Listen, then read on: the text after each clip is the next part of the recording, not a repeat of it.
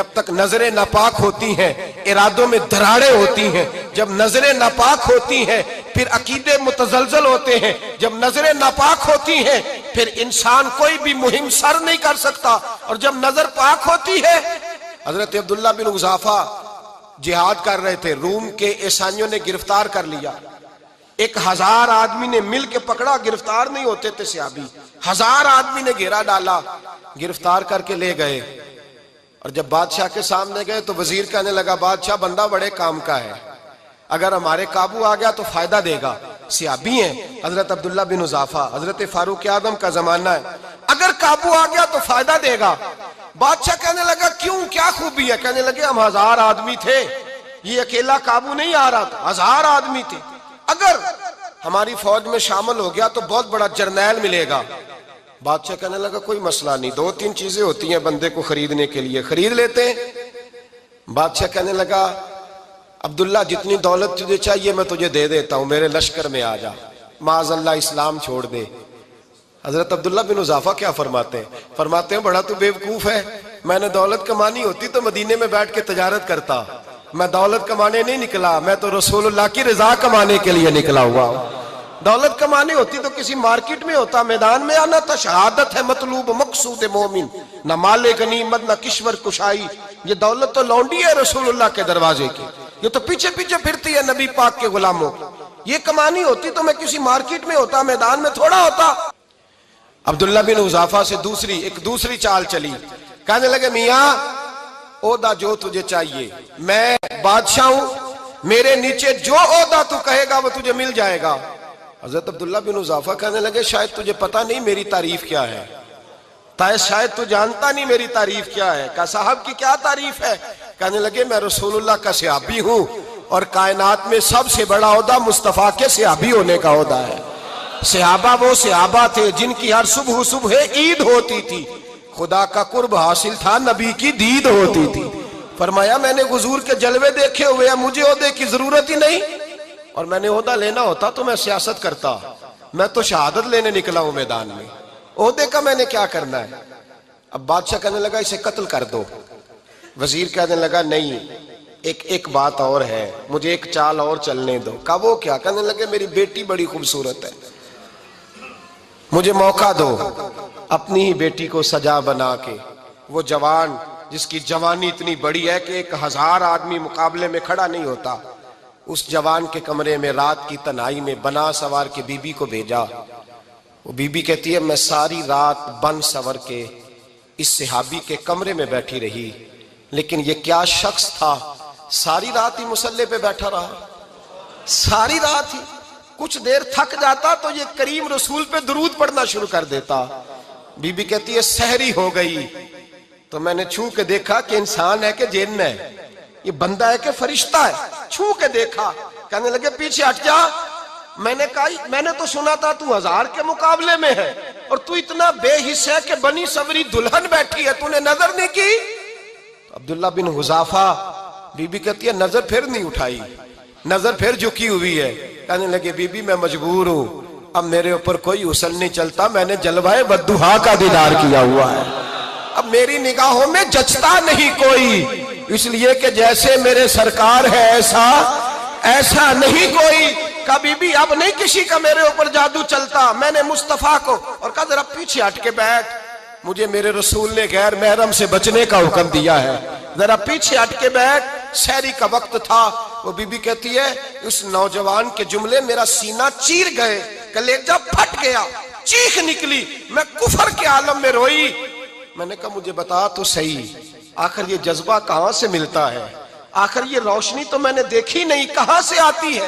ایک میرا باپ ہے جو بنا سور کے مجھے تیرے کمرے میں چھوڑ گیا، بتلا یہ کہاں سے کیف آتے ہیں؟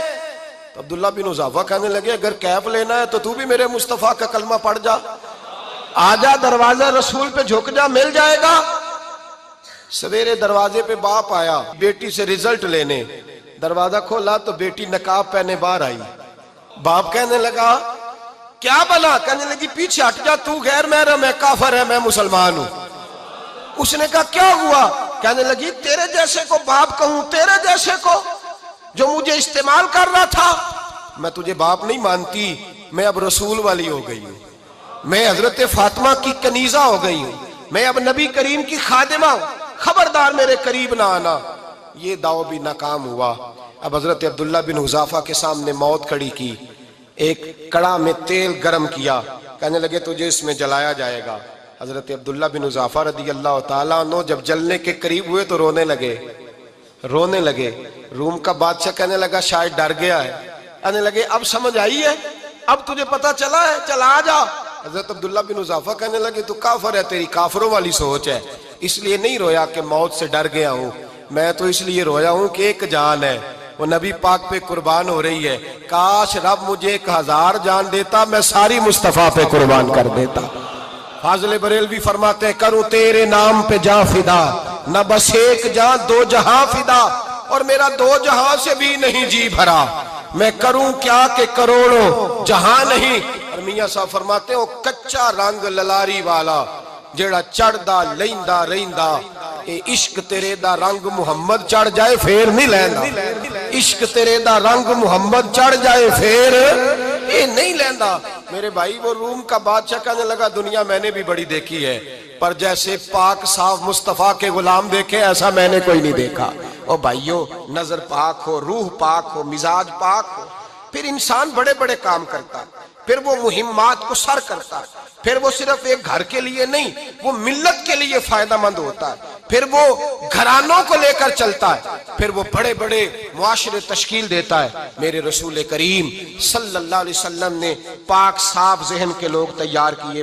حضرت مرثد فرماتے ہیں میں ایک عورت پہ عاشق تھا، جب کلمہ پڑھا نبی پاک نے میری پشت پہ ہاتھ پھیرا، میں نے کہا حضور کوئی نصیحت؟ نبی پاک نے فرمایا نظر کو پاک رکھنا۔ آپ فرماتے ہیں عورتیں میرے پیچھے بھاگا کرتی تھیں اور مجھے کہا کرتی تھی اب تو دیکھتا کیوں نہیں؟ تو میں نے کہا پتا مجھے بھی نہیں، مصطفیٰ کی ایک نظر ہوئی ہے رب نے سارے محل کو چہل دور فرما دیے، سارا کچھ ہی بدل گیا۔ ملت کے جوانوں یاد رکھو اس بات کو، یہ پاکیزگی، یہ نظر، یہ پاکیزگی، یہ مزاج، یہ انسان سے بڑے کام کرا لیتی ہے، اور اگر تیری نظر ناپاک رہتی ہے پھر تو کچھ نہیں کر سکتا، پھر تیری زندگی ایک ایسے قید خانے میں قید ہو گئی ہے جو تجھے 2 قدم بھی نہیں چلنے دے گی۔ سب سے پہلے مزاج کی پاکیزگی، اور دوسرا اصلاح معاشرہ کے لیے اہم درس یہ ہے اپنے آپ کو پاک صاف رکھیں، ذہنی طور پر، نظریاتی طور پر۔ اور دوسرا درس یہ ہے میرے بھائی ظلم اور زیادتی سے بچیں، پاک صاف رہ کے وقت شروع کریں، اور کسی جگہ بھی کوئی زیادتی، کوئی ظلم، میرے نبی کریم صلی اللہ علیہ وسلم کے مزاج کو اگر آپ دیکھیں گے نا، ہمارے معاشرے میں آج سب سے زیادہ زیادتی پتہ کون سی ہوتی ہے؟ لوگ عزتیں پامال کرتے ہیں، بدگمانیاں کرتے ہیں۔ ابو جہل یہ کام کرتا تھا کہ وہ نبی پاک صلی اللہ علیہ وسلم پر، صحابہ پر معاذ اللہ شخصی اعتراضات کرتا تھا، شخصی۔ عزیزو، جب آدمی کا کسی سے اختلاف ہوتا ہے نا، یا کسی کو پسند نہیں کرتا یا کسی کو ریجیکٹ کرنا چاہتا ہے تو شخصی اعتراضات کرتا ہے، نیچے اترتا ہے، کمزور بات کرتا ہے، چھوٹی بات کرتا ہے۔ اور ہمارے زمانے میں تو یہ کام حسد کی وجہ سے ہوتا ہے، بڑے بڑے جماعتیں ٹوٹ جاتی ہیں، ملتوں کا شرازہ بکھر جاتا ہے، لیکن لوگ اپنی اس حرکت سے باز نہیں آتے، ساری زندگی ذاتی اور نجی اعتراضات کرتے رہے۔ ابو جہل کے اندر ہزاروں عیب پائے جاتے تھے، شرابی بھی تھا، بدکار بھی تھا، بے حیا بھی تھا، ظالم بھی تھا۔ میرے نبی پاک صلی اللہ علیہ وسلم نے اسے دین کا پیغام دیا ہے، لیکن تاریخ کی کسی کتاب میں آپ کو یہ نہیں ملے گا کہ حضور نے کبھی اس کی شخصیت پر اعتراض کیا ہو۔ یہ فرمایا ہے کہ بڑا فرعون ہے اس امت کا، لیکن نیچے اتر کر کبھی اس کی ذاتی اور شخصی زندگی پر کوئی زیادتی صحابہ کی طرف سے اور نبی پاک کی طرف سے۔ بہت بڑی بات سمجھا رہا ہوں، اگر آپ کی سمجھ میں آئے تو ہم ذاتیات پر اترتے، ذات پر اتر کر زیادتی کرتے، ذات پر۔ ہمارا اب ظلم نجی سطح سے شروع ہو رہا ہے اور پوری ملت کو لپیٹ میں لے رہا ہے، پوری ملت کو۔ چھوٹی چھوٹی زیادتیاں ہیں جو پورے معاشرے کو اپنی لپیٹ میں لیتی ہیں۔ میرے نبی کریم علیہ السلام نے جو دین ہمیں دیا ہے وہ خیر خواہی کا مذہب ہے، وہ بھلا کرنے کا مذہب ہے، وہ کام آنے کا مذہب ہے، وہ ظلم سے بچنے کا مذہب ہے۔ میرے نبی پاک نے فرمایا ظلم سے بچ جانا، قیامت کے اندھیروں میں جو بڑا اندھیرا ہوگا وہ ظلم ہوگا۔ اصلاح معاشرہ کانفرنس کا پہلا سبق میں نے عرض کیا کہ نظر کو، ذہن کو، سوچ کو پاک رکھیں، اور دوسرا زندگی میں کبھی زیادتی نہ کریں، کبھی بھی اپنے مخالف پر بھی کبھی شخصی ذاتی اور نجی اعتراضات نہ کریں. یہ انسان کے اندر کا ظلم ہوتا ہے. ہمارے گھروں کے اندر سے ظلم جنم لینے لگا ہے. روز بہو پہ تیل چھڑکا جاتا ہے, روز کسی نہ کسی شہر سے, اپنے ہی گھر سے, اپنے ہی چراغ کو بند کرنے کی خبر نکلتی ہے. سڑکوں پہ, چوکوں پہ, چوراہوں میں غریب مسلے جاتے ہیں. جس کے ہاتھ جہاں تک پہنچتے ہیں وہ وہاں تک معاذ اللہ زیادتی کر گزرتا ہے. اگر قوم ظلم سے بچنے لگے, زیادتی سے بچنے لگے, تکلیف دینے سے بچنے لگے تو معاشرہ سنور جائے گا. میرے رسول کریم علیہ السلام نے اپنے غلاموں سے پوچھا تھا, بتاؤ مفلس کون ہوتا ہے؟ کون ہے جس کے پاس کچھ نہیں ہوتا؟ صحابہ نے کہا یا رسول اللہ جس کے پاس پیسے نہ ہو. بخاری مسلم متفق علیہ حدیث ہے. نبی کریم نے فرمایا نا بھائی, مفلس تو وہ ہوگا جو قیامت کے دن احد پہاڑ کے برابر نیکیاں لے کے آئے گا. یا رسول اللہ اتنی نیکیاں پھر بھی مفلس ہے, پھر بھی غریب ہے؟ تو نبی پاک نے فرمایا نیکیاں پہاڑ کے برابر ہیں, پر اس نے چگلیاں بڑی کی ہیں, غیبتیں بڑی کی ہیں, مذاق بڑے اڑائے, اس نے لوگوں پر پھبتیاں بڑی کسی ہیں, تان و تشنی بڑے کیے, ظلم بڑے کیے, گالی بڑی دی, لوگوں کے بارے میں بری باتیں کی. اب رب کریم نے وہ ساری نیکیاں ان لوگوں میں بانٹ دی. مفلس ہو گیا, غریب ہو گیا. زیادتی نہیں کریں, ظلم نہ کریں. اپنی نجی زندگی سے لے کر, گھر کے اندر سے لے کر اجتماعی زندگی تک زیادتی سے بچیں. میرے نبی کریم علیہ السلام نے اپنے غلاموں کو یہ درس دیا ہے, دیکھنا کبھی زیادتی نہ ہونے پائے, دیکھنا کہیں ظلم نہ ہونے پائے, دیکھنا کسی شخص کو تمہارے قول فعل سے, تمہارے مزاج سے تکلیف نہ پہنچے. میرے بھائیوں, حضرت وہب ابن منبہ علیہ رحمہ فرماتے ہیں کہ بنی اسرائیل کے اندر ایک بادشاہ محل بنانے جا رہا تھا. محل آج بھی جس آدمی کی سوسائٹی کے اندر 2-4 قلعے, 2-4 ایکڑ کسی غریب کے آ جائیں, وہ یا تو اسے دھمکاتا ہے یا بلیک میل کرتا ہے, کچھ نہ ہو سکے تو پھر قتل ہی کرا دیتا ہے معاذ اللہ. اور یہ خبریں عام ہمیں سننے, پڑھنے اور دیکھنے کو ملتی ہیں. بادشاہ محل بنانے جا رہا تھا.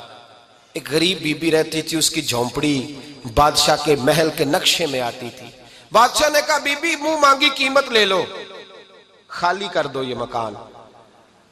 بزرگوں کو اپنے جھونپڑیوں سے بڑی دلچسپی ہوتی ہے. بچے سوسائٹیوں میں چلے جاتے ہیں, ابا جی کہتے ہیں مجھے گاؤں میں رہنے دو, میرا یہی دل لگتا ہے, مجھے اس گھر سے دلچسپی ہو گئی. اماں کہنے لگی بادشاہ میں یہاں بیاہ کے آئی تھی, خامد انتقال کر گیا, اولاد اللہ نے دی نہیں, میں پکا ہوا پھال ہوں, گر جاؤں گی تو تیرا ہی ہے, لیکن مجھے اس آشیانے میں رہنے دے. یہ گھونسلہ میں نے تنکا تنکا کر کے بنایا ہے, مجھے رہنے دے, نہ مجھے نکال. کہنے لگا میرا نقشہ خراب ہوتا ہے. بی بی سارا دن مکان میں بیٹھی رہتی کہ میری جھونپڑی ٹوٹ نہ جائے. ظالم کی نظر میں آ گئی ہے کہیں میرا یہ آرزوؤں کا محل چکنا چور نہ ہو جائے. سارا دن ڈیوٹی کرتی. بادشاہ نے بھی 2-4 سپاہی کھڑے کر دیے, جب گھر سے نکلے تو بلڈوز کر دینا, مکان کو گرا دینا. وہ خاتون کتنی دن بندہ بیٹھ سکتا ہے. ایک دن سر شام گھر سے نکلی, 2-1 گھنٹے کے بعد واپس آئی تو مکان گر گیا تھا, دیوار بن گئی تھی. حضرت وہب ابن منبہ فرماتے ہیں بس اس نے دعا کی, اس نے دعا کی تو رب کریم نے وہ شہر سارا تباہ کر دیا. اس بی بی نے 2 جملے کہے تو الٹ پلٹ دیا وہ سارا شہر. میرے نبی کریم علیہ السلام نے فرمایا جب مظلوم کے ہاتھ دعا کے لیے اٹھتے ہیں تو عرش کا مالک آسمان سے کہتا ہے کھول دے سارے دروازے, اس کے بیچ کوئی پردہ نہیں رہنا چاہیے, آنے دے. مظلوم ہے, اس پر ظلم ہوا ہے, ظلم ہوا ہے. لوگ کہتے ہیں میں بے چین رہتا ہوں صاحب, مولانا صاحب, پیر صاحب, وہ گھر کے ایک کونے سے چیخنے کی آواز آتی ہے, کوئی دم مل جائے, کوئی تعویذ ہو جائے, کچھ ایسا ہو جائے کہ بچت ہو جائے, کوئی ایسی پھونک لگ جائے کہ آرام آ جائے. تو میں کہتا ہوں بھائی اگر بڑے دم کرانے سے بھی فرق نہیں پڑا, اگر بڑے تعویذ لینے سے بھی چیخیں بند نہیں ہوئی, تو ذرا ٹٹول کے دیکھ لو کہیں کسی یتیم کی آہیں ہی نہ دفن ہو وہاں, کہیں کسی غریب کا گوشت تو نہیں دبا لیا, کہیں کسی کو لوٹ کے تو دیوار نہیں بنا لی, کہیں کسی کا مکان پہ قبضہ کر کے تو نہیں بنایا. اگر لوٹ اور حرام کا مال ہو تو پھر چیخیں بند نہیں ہوتی, پھر سکون سے سویا نہیں جاتا, پھر وہاں آرام کی نیند نہیں آتی. حضرت وہب ابن منبہ فرماتے ہیں بی بی آئی اور آ کر کے اس نے جب دیکھا میرا گھر ٹوٹ گیا ہے, محل ٹوٹ گیا ہے, حالات بدل گئے ہیں, تو خاتون آتی ہے اور میرے بھائی دعا کی تو اس نے انداز ہی بدل کے رکھ دیے. مکان سے نکلی تو مکان ٹوٹ گیا, اور فرماتے ہیں واپس آئی تو ہاتھ پھیلا کے پتہ کیا کہتی ہے, کہتی اے اللہ میں تو موجود نہیں تھی، بتا تو کہاں گیا تھا؟ تو بھی موجود نہیں تھا، میں تو نہیں تھی، پر تو کہاں تھا؟ بس رب کریم نے حضرت جبریل کو حکم دیا، فرمایا یہ بستی الٹ دو، ساری تباہ کر دو، یہ لوگ نہیں رہنے چاہیے، جو ظلم تو سہتے ہیں بغاوت نہیں کرتے، نہیں رہنے چاہیے۔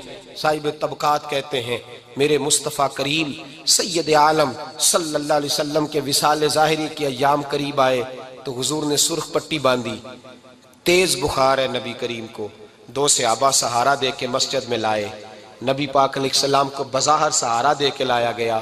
کریم رسول نے لوگوں کو جمع کیا، حضور آج کیا ہونے والا ہے، آج کیا کہا جائے گا، آج کس لیے میٹنگ بلائی ہے؟ نبی کریم کے کل صحابہ جب مسجد میں جمع ہوئے تو کھچا کھچ مسجد بھری ہے۔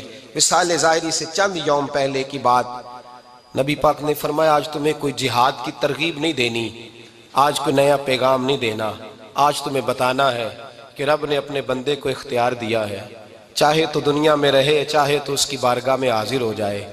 اس عبد نے بارگاہ ربوبیت کی طرف لوٹنے کا ارادہ کر لیا ہے۔ حضرت صدیق اکبر رونے لگے تو صحابہ نے کہا تمہیں کیا ہوا؟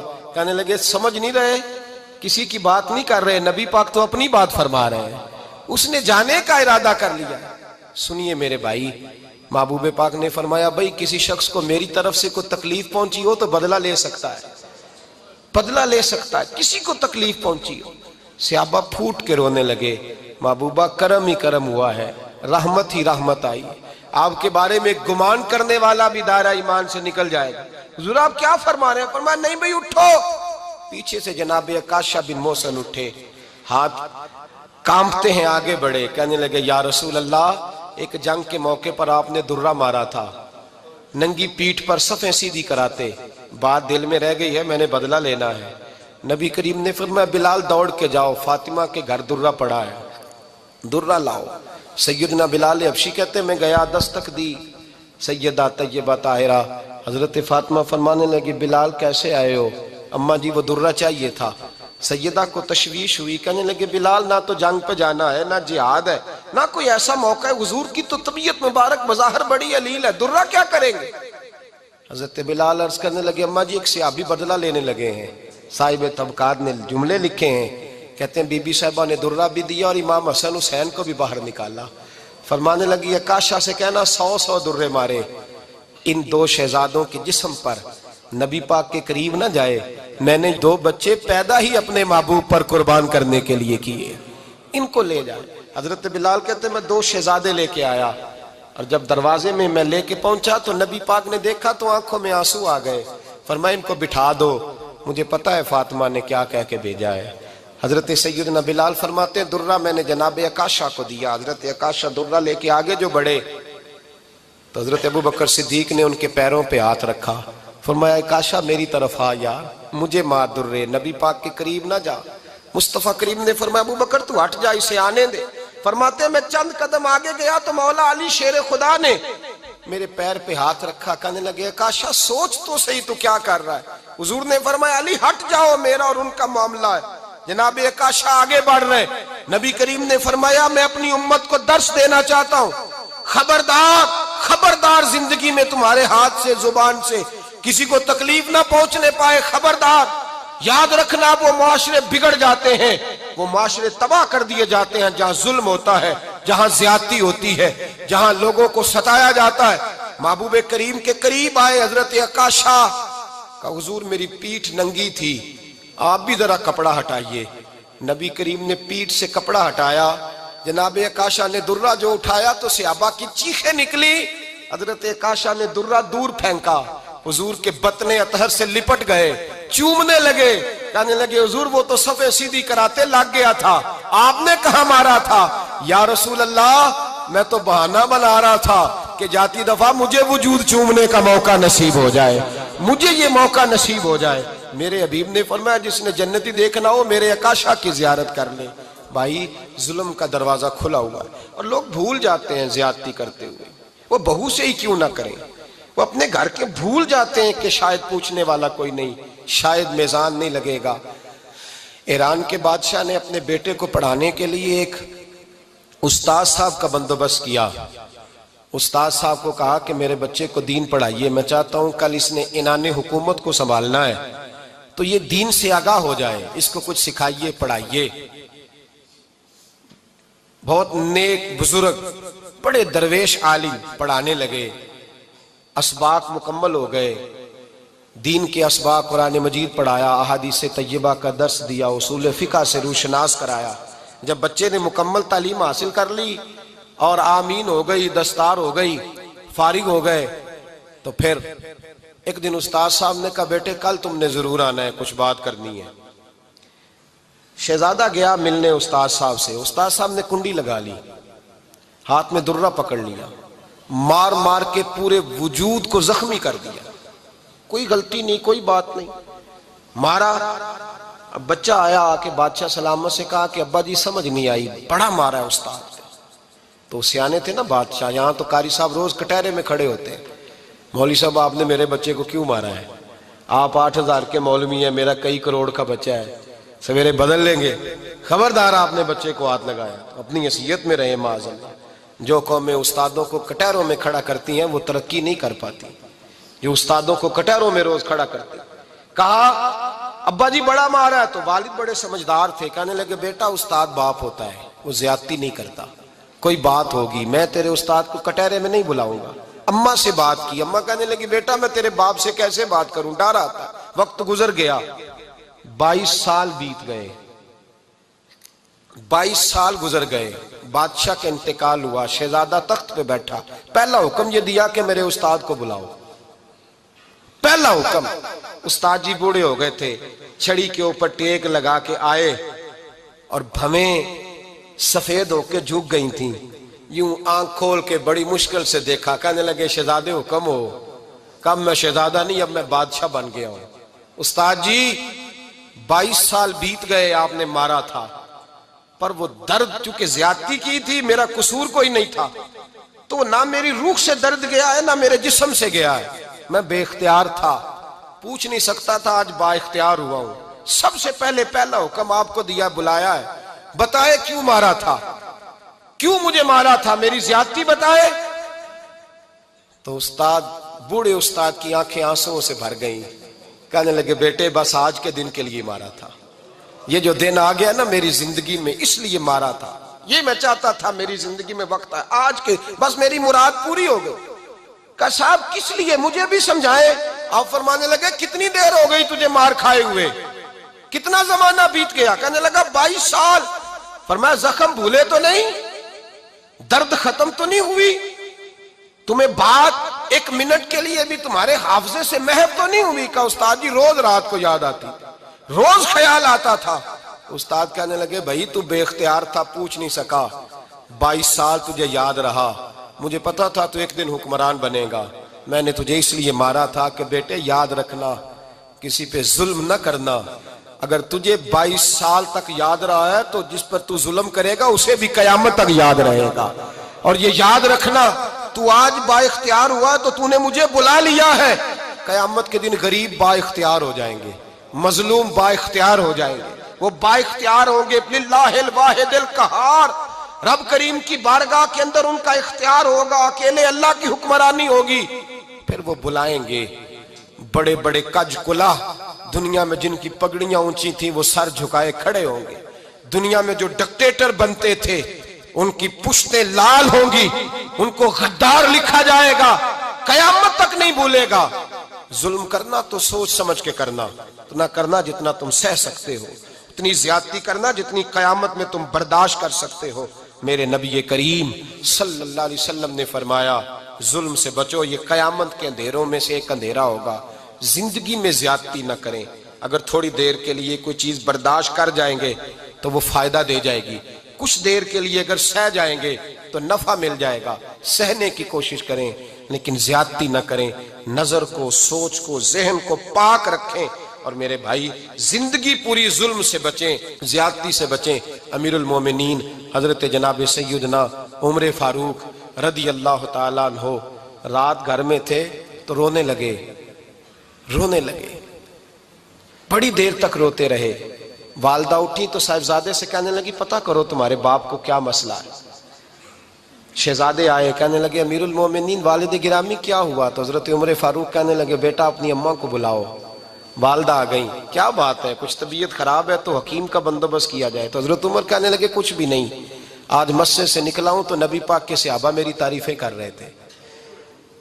یہ حضرت فاروق اعظم کے وصال کے قریب کے دن ہے، تعریفیں تو حضرت یہ رونے کی بات ہے کہ خوش ہونے کی؟ آپ فرمانے لگے نہیں، سوچتا ہوں باہر تو میں اچھا رہا ہوں، پتہ نہیں گھر میں ہی کوئی زیادتی نہ ہو گئی ہو، پتہ نہیں تمہارے ساتھ بھی میرے معاملات ٹھیک تھے کہ نہیں، صحابہ تو تعریف کرتے ہیں، رو رہا ہوں۔